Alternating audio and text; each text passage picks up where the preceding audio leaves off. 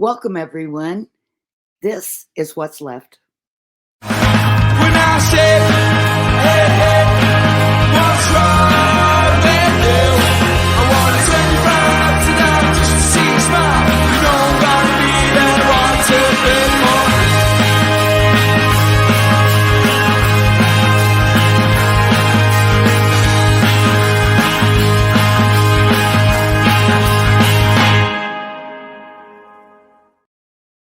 I'm Renee Barnett, and these are my co-hosts. Hi everyone, I'm James Martin. And I'm Sean Halsall, and this is What's Left. Well, that was really smooth, guys. Anyway, you know what? We've got a great show planned today, and I think we're going to want to get right into it because we've got a very special guest who is a very, very busy man, and we have him for a limited time. So I'd like to introduce him right now, but let me just tell you a little bit about him. He's an American newscaster, a two-time Emmy Award winner for writing, hosting, and producing specials for the Fox Broadcasting Company stations. And he's a frequent panelist on political and cultural issues on other shows like the Young Turks. He's got his own show called The Mark Thompson Show. Look him up on YouTube. It's a fabulous show, very informative, very current, serious, but also funny, if I can just say that. So please welcome Mark Thompson to the show. Thank you, everybody. Thank you. I brought my own little group here. Thank you, everyone. Thank you. You can all be seated now. Yeah. This is adding a whole new layer to What's Left. Yeah.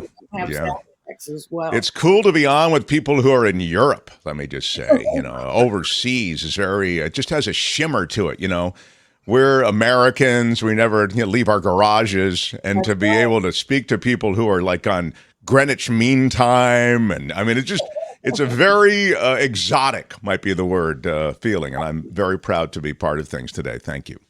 I must say, Mark, that's the first time I've been described as exotic, certainly. Well, me too, but it's been a while. Very different circumstances. I was called exotic, but anyway. I want to explain something, James and Sean, and you may know this already, Renee, but it does all of these things around me. One of the ways, we're on YouTube every day, and we have to raise money. We're crowdfunded, and so we have merch.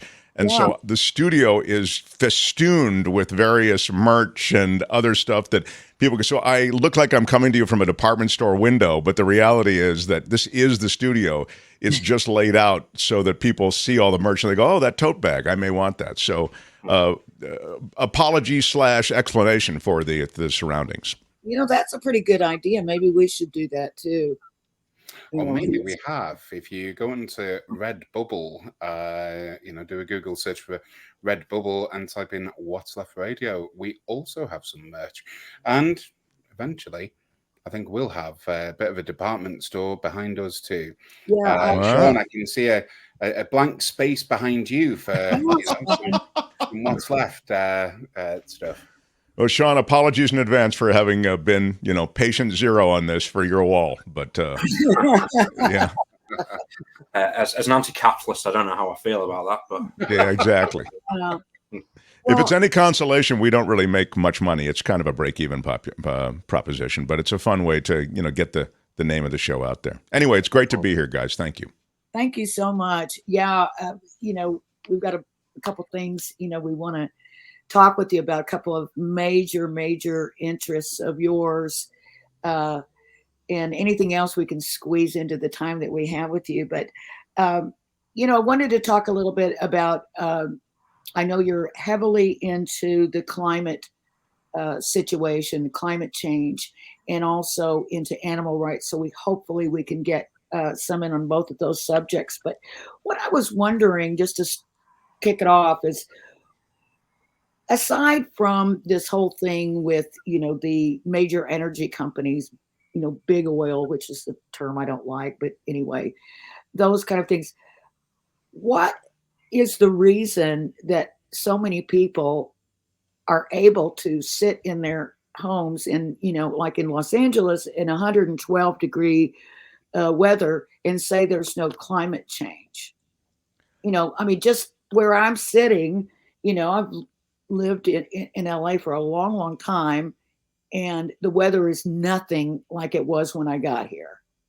I, So, yeah, I think it's indisputable that it's not the way that anybody got there anywhere in the world. I mean, the climate crisis is real. It's across the entire globe.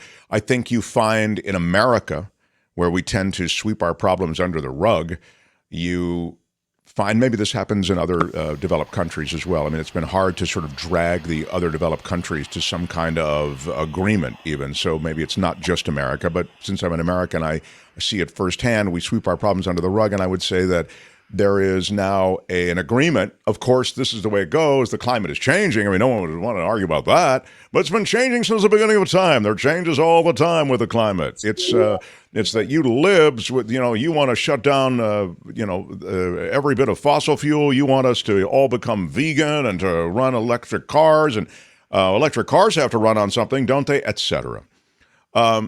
So I think that there is a dug-in position when it comes to change, and that's the way I see it. So it's not the 112 degrees and the changing climate that people are denying.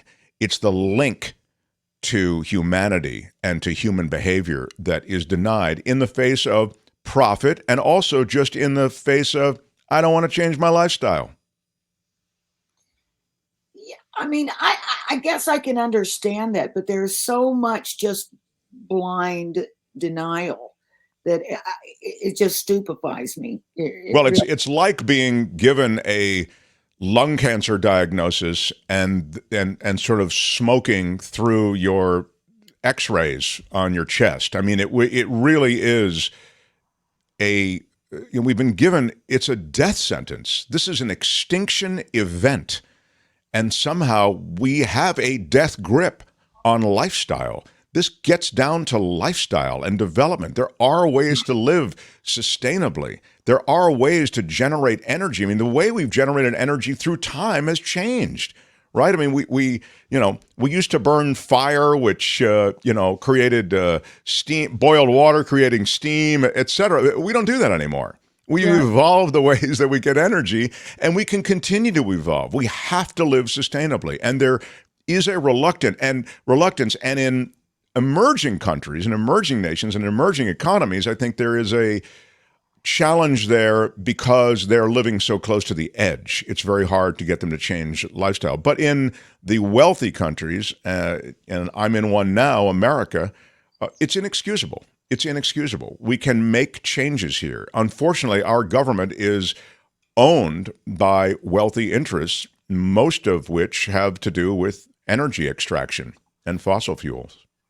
That's really interesting, Mark, you say that. And I don't think it's a case of people sticking their heads in the sand. I think there's sort of, for lack of a better word, some global conspiracy around big oil giants who knew this was coming. I mean, there's been a leaked Shell report recently come out from decades ago where they saw this was the sort of end result of how they do business.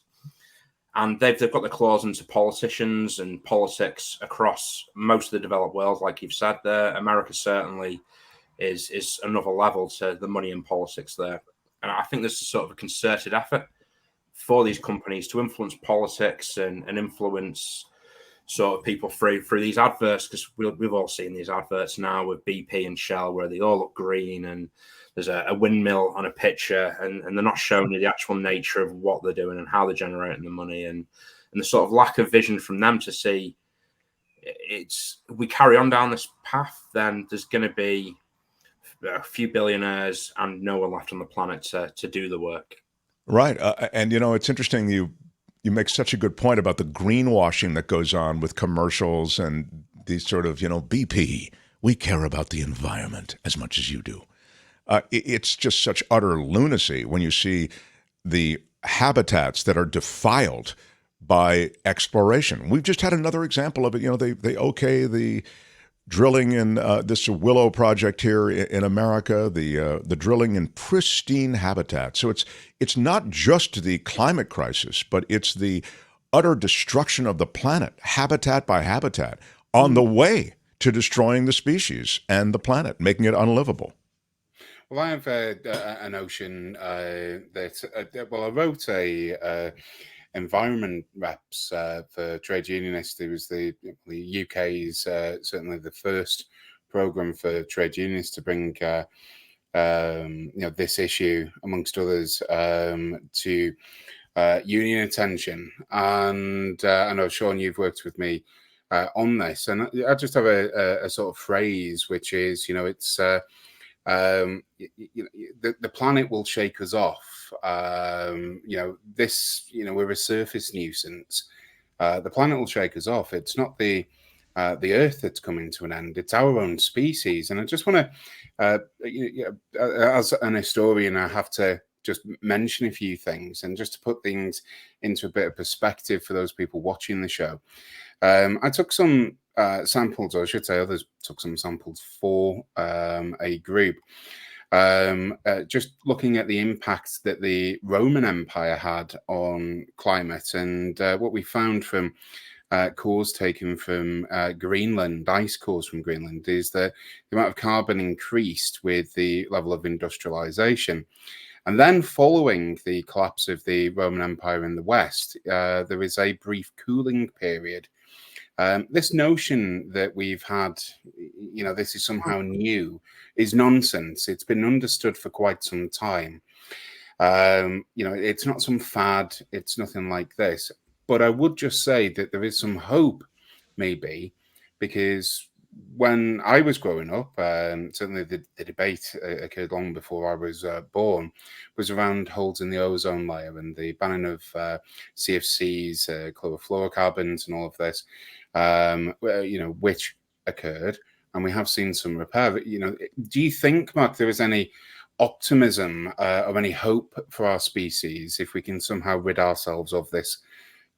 The elite wanting to make more money, versus, a sort of death cult versus the rest of us who are, have, I don't know, we're bitterly divided on this pretty obvious topic.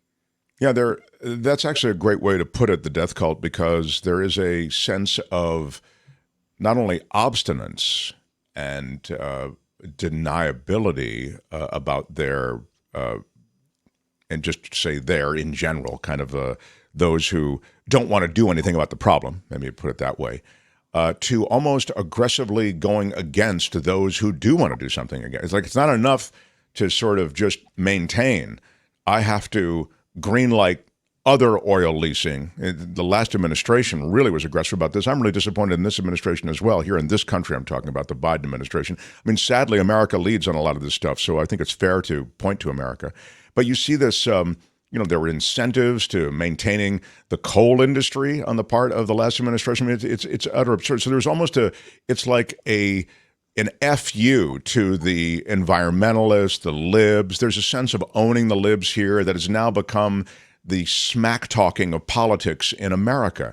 And so it spills over into what we're talking about because, again, it's not enough just to sit there. We have to aggressively do things, they feel, to stand in the way of sustainability and making changes. So that concerns me when it comes to what you're asking about, which is, is there hope for all of us? I always hear, well, the planet will be fine. It'll shake us off.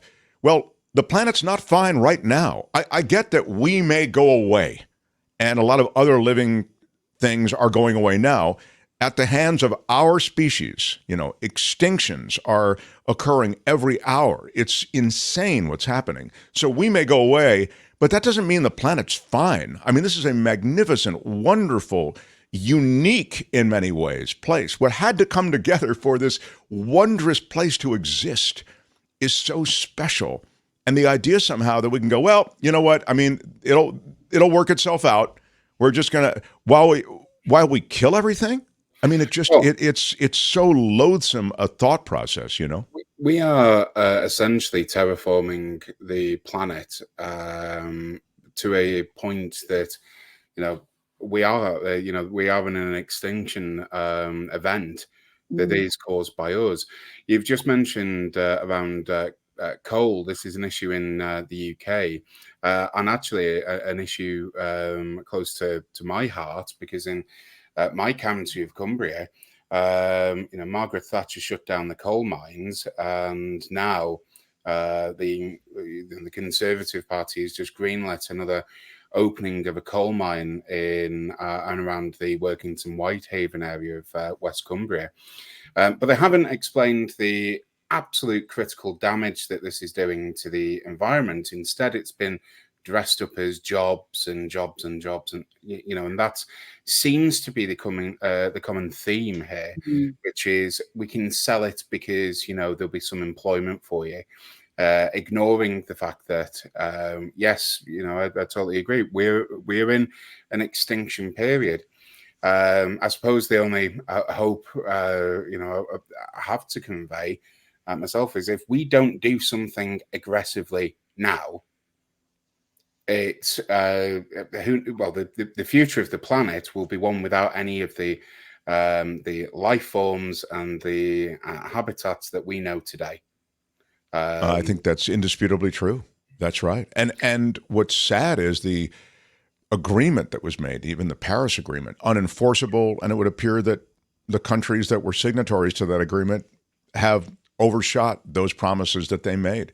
The 1.5 degrees Celsius limit that was talked about, post-industrial limit, we've overshot that.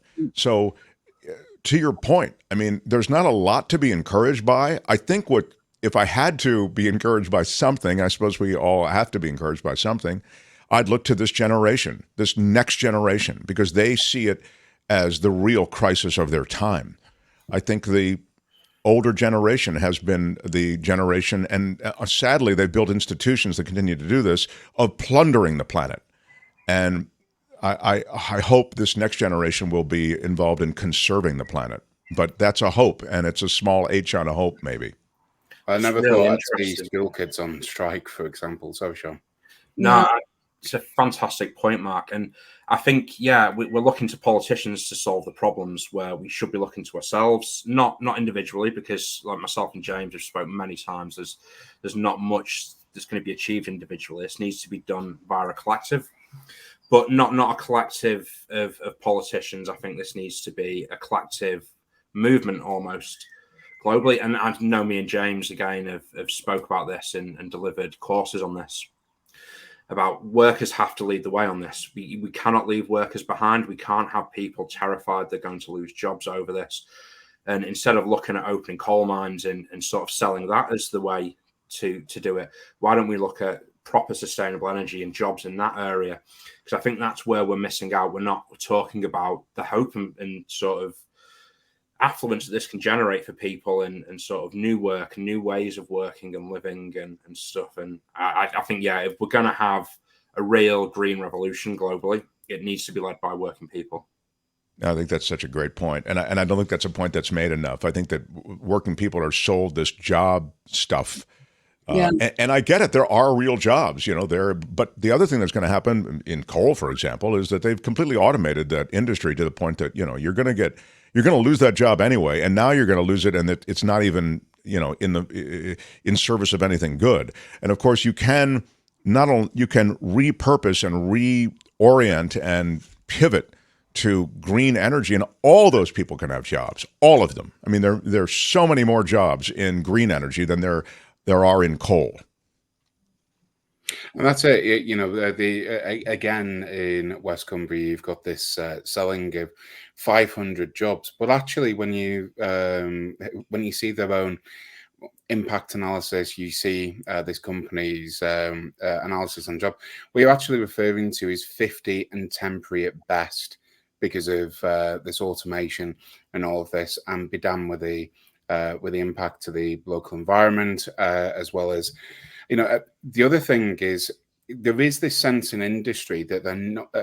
Again, this coal mine in the UK, there are many of them around the world, but this coal mine in the UK, it'll bring jobs and it'll help restart the steel industry in the UK. Well, the steel industry doesn't want to use coking as a form of steel generation. It's sort of moved on in this way. Again, what we're looking at here is essentially the biggest suicide note that humanity could write. And I don't understand. I mean, I'm interested in your thoughts on this. Why it's so controversial? This should be This should be an issue that unifies us, as opposed to bitterly dividing us. First of all, I can tell you're a writer, because that's the largest suicide note. It's just a great way to put it. It's just brilliant. But I also think that at the base of it is what we're talking about, which is if it doesn't make sense, it's what? It's about money. And money is at the root of all of this. There is so much money. I mean, you noted it before when you talked about the fact that huge oil companies, Exxon, among them BP, et cetera, they knew of this back in the 70s. They had, the top scientists working for them. They forecast this, and it's all come to pass. So they have too much of a vested interest in the bottom line to make the pivot. And that's what it's all about, I think, sadly. Yeah, and speaking of suicide note, it's not just a suicide note, but it's also an admission of murder, because we're committing suicide, but we're also killing all living things, including all the animals on the earth. And I know Mark. That's Renee. I'm so good. Sorry to interrupt you, but I was just going to say thank you, because you're right. Were it just suicide, I'd actually be deeply troubled by it, but not as troubled by it. It's much worse than that. It's producing the extinction of everything else, and then the suicide comes. It's a murder suicide. You're absolutely right. Yeah, absolutely. Well, I know you're heavily into animal rights, and I know that since full disclosure, Mark and I have worked together in the past, and it's been quite a while, but I think since that time you've become a vegetarian for reasons of the way you feel about animals and animal rights. Could you talk us a little bit about when did you make that switch up and why? It's been about 8 years now, maybe 9, and I'm full vegan. I'm not vegetarian. Oh my God, I didn't realize you're vegan. The distinction for me is important because, and by the way, I'm not finger wagging at anybody. You've got to be vegan, and I'm not. There's no judgment here. I always wanted. I felt like that was the right way to be, vegetarian, and then I got into actually looking at what happens in for example, in dairy production, right. And it's maybe more inhuman, dairy production, than beef production. So if you actually look at the facts, and just to run it out quickly, the dairy business, they artificially inseminate the cow. The only way that you can have milk from any of these mammals is to have them pregnant, okay? So they artificially inseminate these cows, and by the way, they call it a rape rack, okay? Because they do it they have to electronically, stun these creatures back in it, because these are big animals, of course. They artificially inseminate. So that's in itself painful and weird and awful. And then when the mother gives birth to she starts producing milk. Of course, she's relentlessly milked. And when she gives birth to the calf is in the first day or so, maybe sometimes within hours, put into a wheelbarrow and wheeled off. And that calf becomes veal if it's a male calf. It becomes a dairy cow if it's a female calf, but in any case, it's separated from the mother. So the mother screams out. Sometimes these are heartbreaking stories, and just to give you a sense of it, the inhumanity associated. You can imagine the maternal bond with these creatures exists. Arguably, it's a stronger bond than that of human beings. Okay, and so that mother is then relentlessly milked for that. Milk that was supposed to be for the calf. And then she's re-inseminated on that rack I talk about, and then the entire process begins. And that exists, and that pattern exists for her whole life. That is her life. She has to live that pain, and she lives that process, right? So, and by the way, when you see those downer cows, where those cows, they can't walk, and they're dragging them to slaughter, those are dairy cows almost invariably, because they've been relentlessly milked and weakened by this process that I just described. And I know it was a little bit, I feel almost I apologize for it, but I cleaned it up a little bit. Okay, it's hard to actually. hear. It's really hard to hear, but Anyway, my point is when I found out about that, I said, forget it. No more cream, no more. There's so many substitutes now. But by the way, that is the most inconvenient thing because there's, fettuccine Alfredo and there's all these stuff that, that includes cream, right? So it's definitely more inconvenient. But that is, it's the commitment I made, and I think it's the right one, and it is inconvenient. And sometimes living by your principles is inconvenient, but I don't finger wag and I don't lecture people and I don't, at the dinner table, I won't see you order whatever you want. But if asked, as I've just been asked by Renee, I will answer, so that's where I am on it.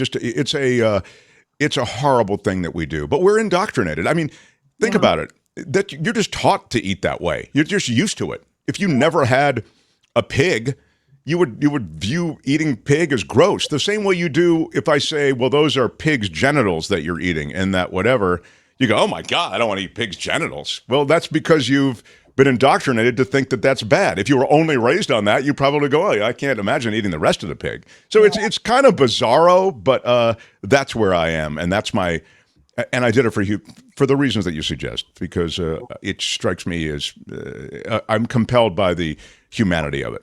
wow. It's almost like a mirror image, isn't it? We've spent a lot of time talking about the fossil fuel industry here, and then onto food. And I think if any of us really saw behind the curtain, we wouldn't engage in these practices. And it's almost like capital's the problem, isn't it? It's like rampant profit making and exploiting the planet and animals on here is the problem. No matter where that interjects itself, it seems to take stuff we've managed to do for centuries without causing mass problems to the planet. I just put a historical context on this. I mean, there's two things I want to say. Chernobyl, firstly, had an impact on dairy farming, specifically in mountainous and hilly regions where the milk, as you refer to, could no longer end up in the supply. So essentially, what we call fell farmers resorted to, rearing sheep and for the wool. But I would just bring another point. If we're, this isn't a human nature in this way, because what we know is from the 18th century, animals cows, for example, were used for moving carts and doing all of this. They could run at the same speed or quicker than a horse. It's only when we selectively bred them to have large udders for this mass producing milk. I mean, the other disgusting part of this is after the rape of animals, effectively, as you describe, most milk is thrown out. I think I remember seeing something, it was like 70% of milk is just chucked down the drain because, an arbitrary sell-by date or something like that. So it's just left in the fridge and then, chucked down the drain. I think if people saw the conditions that brought that milk to them, then, well, would they be drinking it? And if so, I think you'd cherish it a little bit more. Wow, that's a great point. I didn't even think of the waste. That really is compelling. Yeah, it's a tough thing, and I think that sadly, a lot of the activism is so loud, and you have to make noise on all issues. You guys know this, I think, best of all, because you're all social organizers, and you realize the power in organization and then making noise. Sometimes animal activists make noise in ways that really maybe two steps forward and one step back, but I applaud the journey and the goal, which is to relieve suffering, and all of these creatures are sentient. They all feel it. They feel fear. Even fish. You think, fish get scared, right? When you tap on that whatever, as a kid, when you're in the aquarium, you tap the fish is startled. It moves. Those aren't just nerves. You see that fish flopping around on the dock. It's dying. It's suffering. So I'm very moved by all of these things, and the only thing I can do is to be part in some small way of the organization, and for my own world, I can live without eating anything that is an animal product or consuming any animal product. So I do my best on that, and that's how I got there. Yeah. And I think the next generations will. I think they I think. I mean, the other thing I'm saying on courses is, within the next 50 years, if our species survives, we have smoking shelters outside workplaces. There will be people going out for the cheeky bacon butty, because I do genuinely think people consider meat eating as being pretty repugnant. And I've got to bring it back to the environment as well, Mark, because we have part of the lungs of the planet in terms of the Amazon is being stripped away daily so that people can just eat hamburgers. It's utterly revolting when you see it. And in my own way, I refuse to buy burgers for any of these fast food places that I know treat animals absolutely disgustingly. That's my own step. Sure. And I have to say, I'm a hypocrite, Mark. Let me confess this on the air. I'm a total hypocrite. My first archaeological dig, I befriended a dairy cow. I called her Daisy, and she would come every morning and not interact with anyone else, but would look at me in the eyes. I would try not to get too emotional. Beautiful, beautiful creature.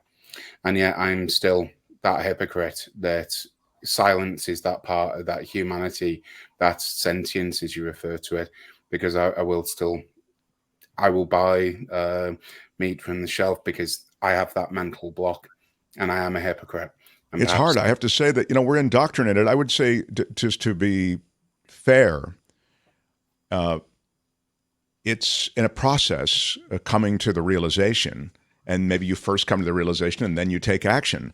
But to be fair, we do a good thing as a species. We package our cruelty in such a way that you never really see it, right? By the time that dairy gets to you, none of those things that I described, that narrative comes as a shock to you.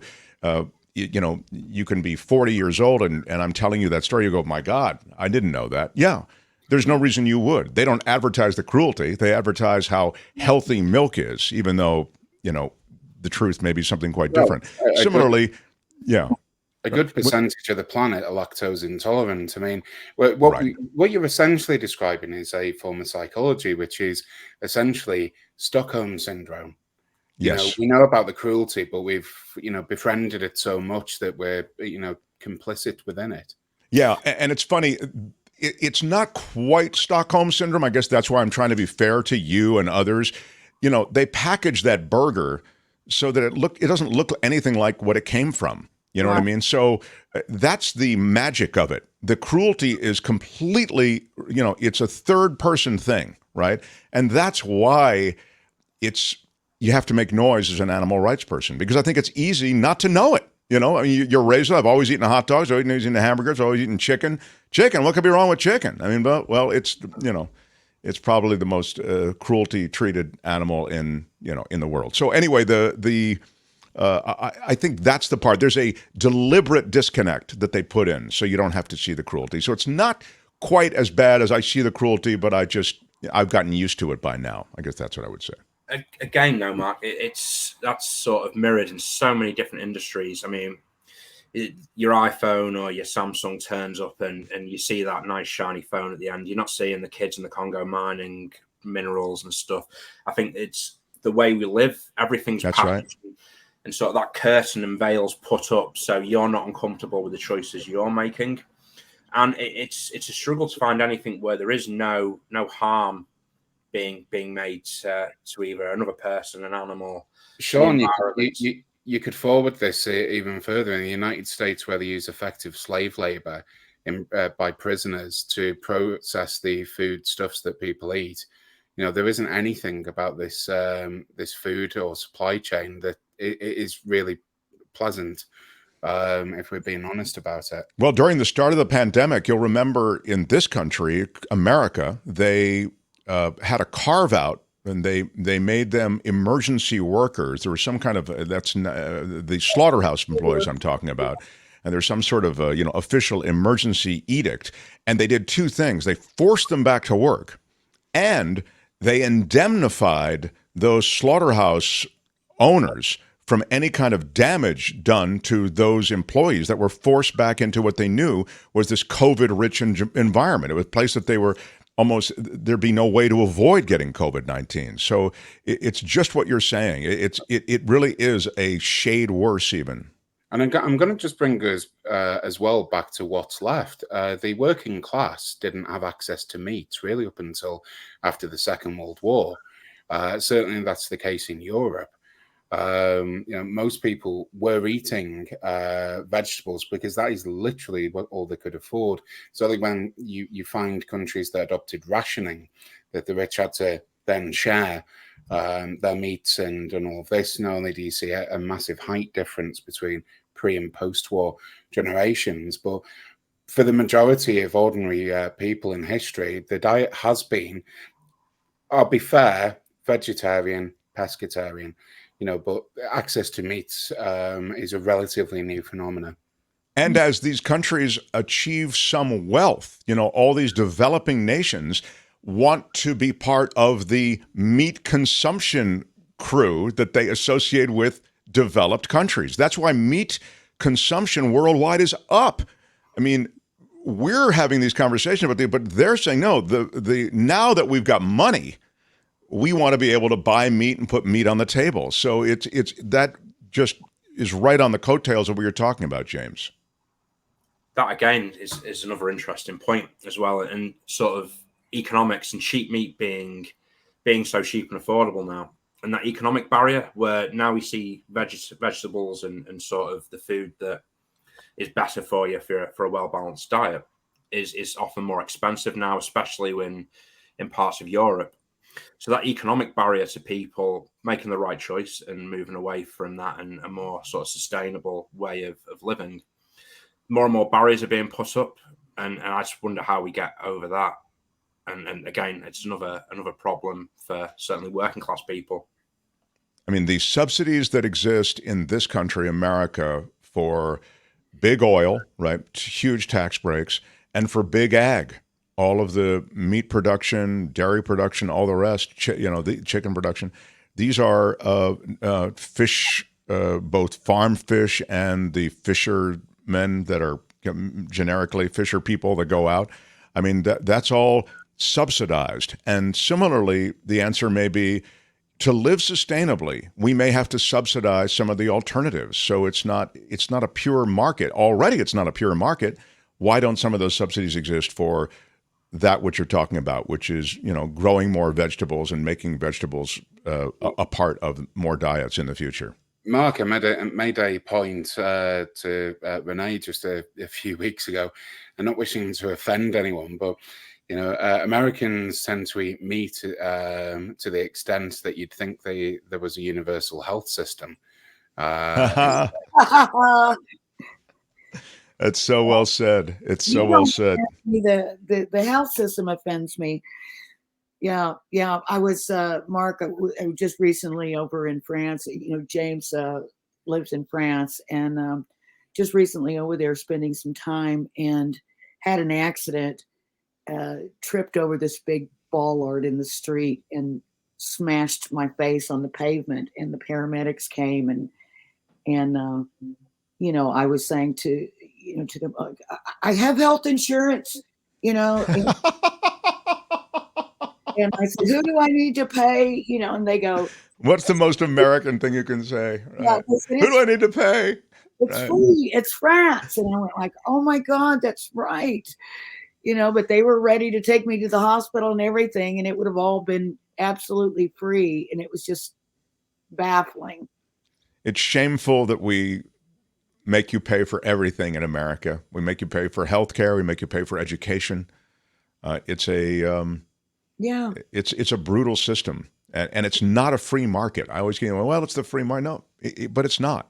It's not. Subsidies exist all over the place, and we can subsidize things like healthcare and education. So, Yeah, I was just going to point out, there's no problem subsidizing big oil companies, but the minute you want to keep someone alive, no, we can't go near that. Right. Yeah. Crazy. Yeah, crazy. Mark, I know we're hanging on to you, so we'll keep you as long as we possibly can. So I'm going to leave it to you to let us know. And I've kind of lost track of the time, but I do have to leave. But I must tell you, I'd love to come back, and I would love for you to send me. You'll send me a link to this, and then maybe if you can send me the show or the episode or whatever on a drive or whatever, then we'll cut a piece of it and we'll run it on our show if that's okay with you, and we'll point people to your show, which I think could be helpful. I love that you talk about these things, and I love that you you have perspective on these things. I don't think that you can ever talk about them enough. So thank you so much for having me today. Well, thank you. And I thank you for your work that you're doing as well. And I mean, I think that the voice from, sort of the other side is much, much louder. And that's something you were talking about earlier. We need to get loud, and we need to get our opinions. And I think they are the opinions of a lot of, regular people. It's just we're not used to yelling them out like some people on the other side might be. So I think that's exactly right. It's how sometimes you have to package messages in loud ways. So right on. Yeah.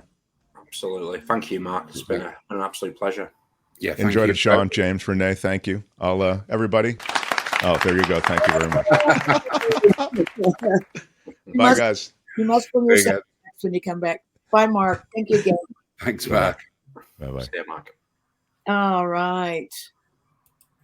So very interesting, and again, it's one of these things that's it's symptomatic of a rotten society where we're essentially being driven to our own destruction for the want of, quite simply, the notion of profit at all costs, even if all costs means ultimately our own destruction. Yeah. Absolutely. And it's interesting to think about the links between different sort of causes there, with environmental stuff, animal rights stuff, workers' rights, and just how we as working class people, not the sort of 0.1% at the top, have a sustainable and happy life. And certainly by realizing we've all got something in common, and a common goal and enemy in this fight, I think that's the way we change things. That's something for me to be optimistic about. Yeah, and linking together. I mean, what are we saying about milk? I mean, I do have to say, I do drink milk. I might evaluate those choices, but almond milk, I have to say, is exceptionally bad. Not only the gross subsidies, but one of the key reasons for those almond growing places why there's drought is because of the amount of water that they need.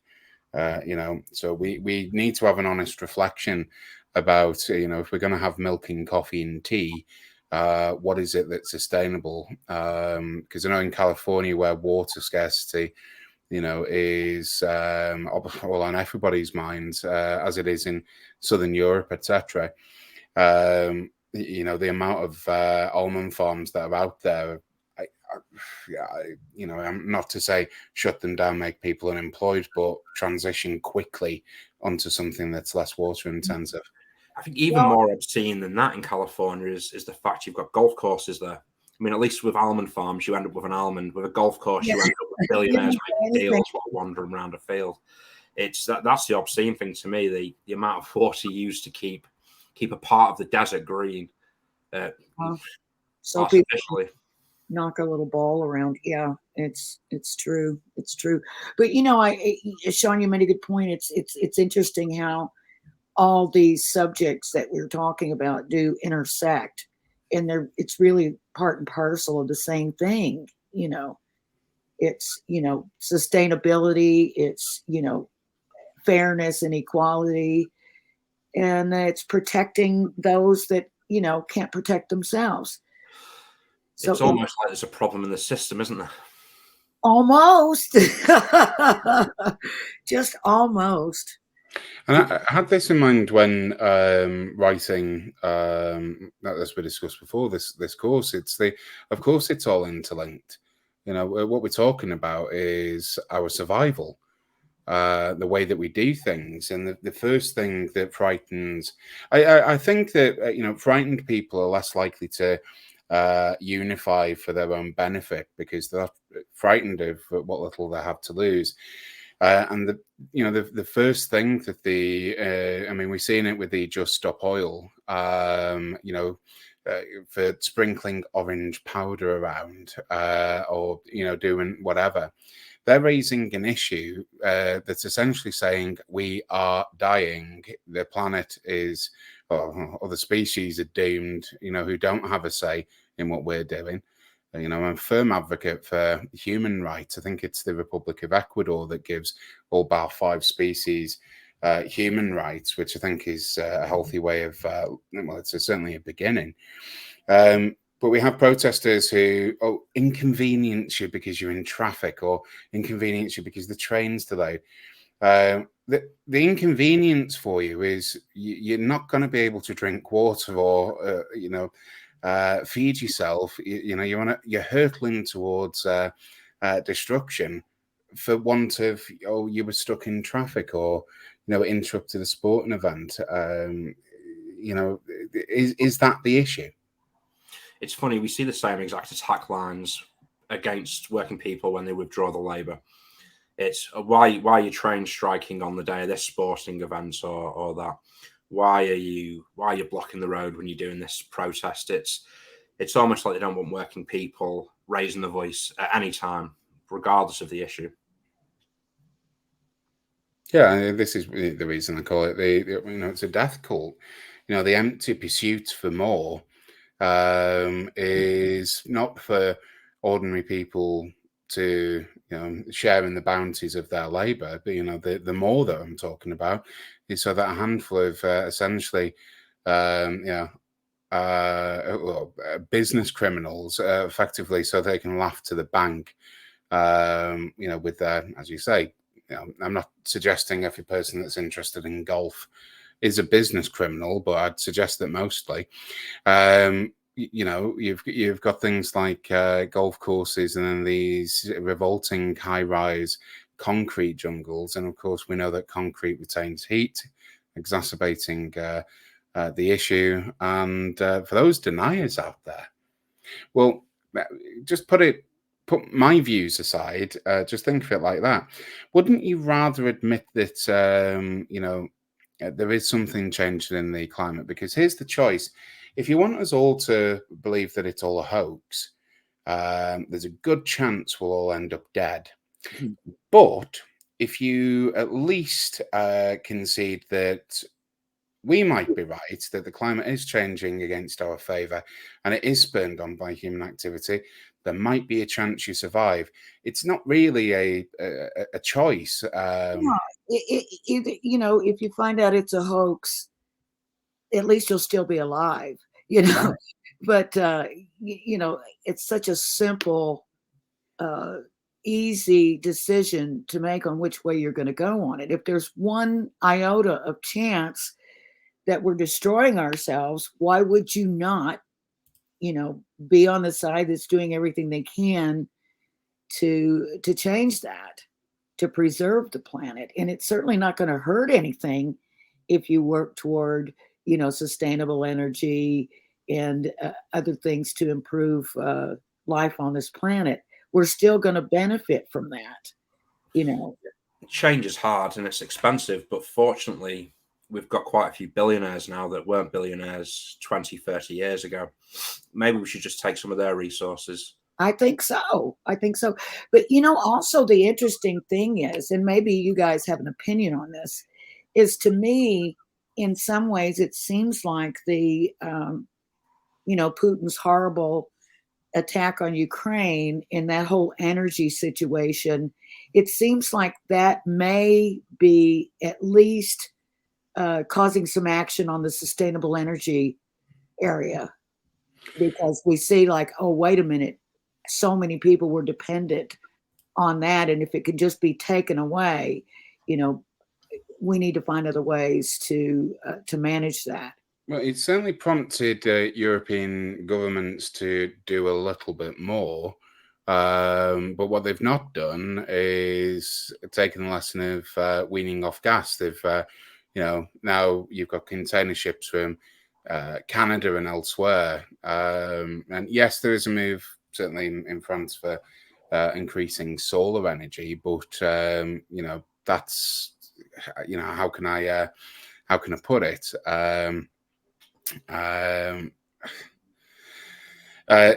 That's an answer. I mean, the problem with war is it is totally destructive on the environment. And if we really cared about our environment, generally, we wouldn't be pro-war.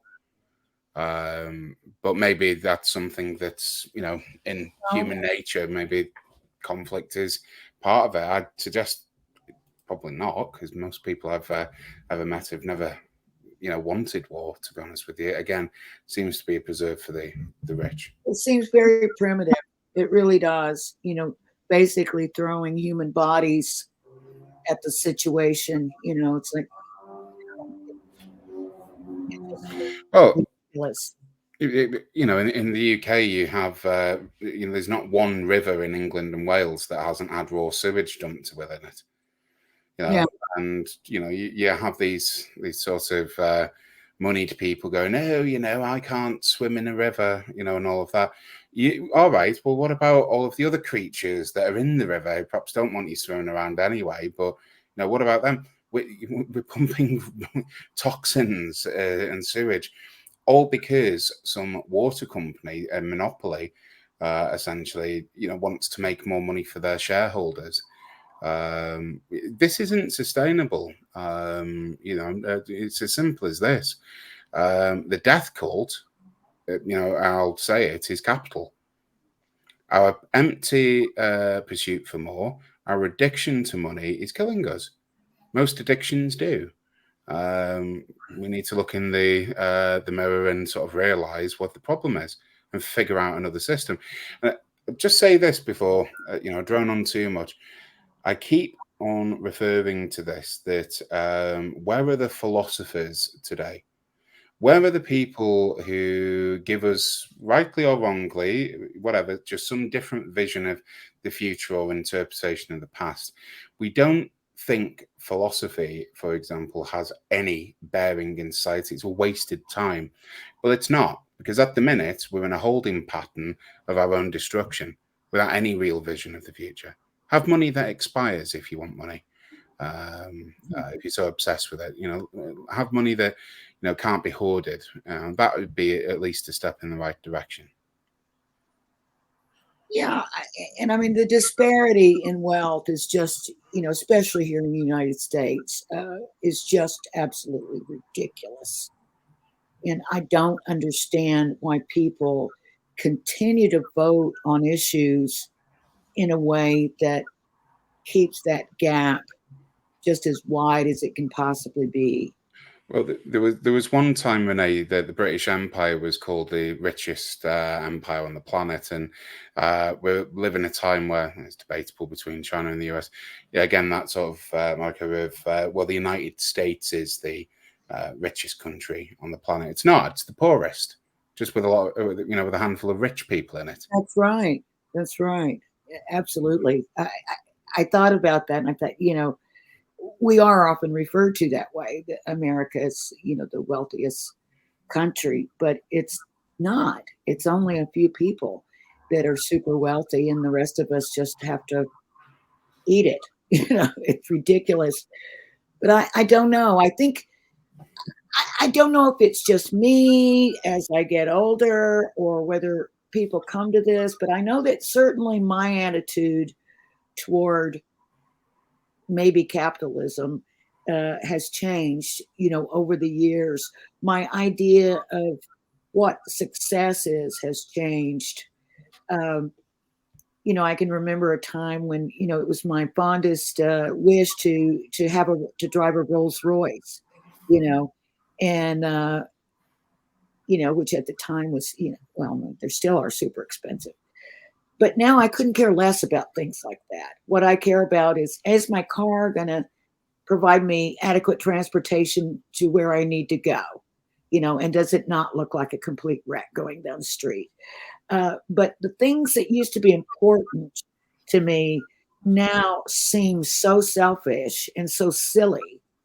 And I feel like, I don't know if it's just a natural evolution of our society or if it's just my own personal experience, but I just feel so much more stronger about, making sure everyone is okay, not just a few people and not just myself. And money doesn't really matter to me as long as I've got what I need to sustain myself. And I guess that's why I don't have a lot of money because I don't really care about it. But do you think that as a society we're moving into that evolution, or is that just I'm looking at things through such a narrow lens? No, I think the generation that's coming through, have been on strike because they see that the kids around the world leaving school to make a point that the planet won't exist. There's a definite unity of you see it with kids in let's just say below the age of 18. This real sense of community will look after each other. I mean, the movement that is campaigning against, for example, gun ownership and or the sale of in the United States isn't being led by an older generation. It's being led by a school generation who are sick and tired of their friends being mowed down. That's the reality of the situation.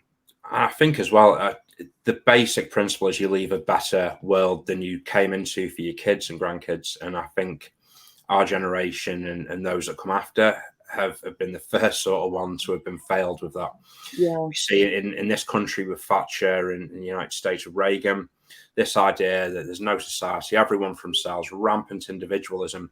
And it has led to decline in living standards for everyone, an absolute ravaging of the planet. And I think people are recognizing that and not going to put up with it anymore. All right. Well, we're out of time, so it's the usual. So what is left? And just short and sweet. Let's hope that future generations don't have to ask the question, "What's left?" That we can leave them with at least something to strive for. I've been James Martin. I'm Sean Halsall. And I'm Renee Barnett. See you next time.